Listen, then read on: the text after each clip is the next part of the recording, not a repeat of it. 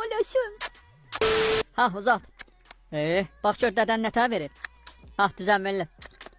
Senin uşaq soyumu yere sokulmuş. Topalsan nesən?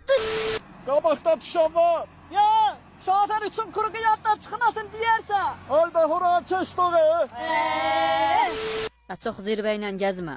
Biz zirvəyə qalxmırıq, oturduğumuz yeri zirvə eləyirik. Qələti belələ. Sən oturduğun yeri ancaq mındarıya bilərsən.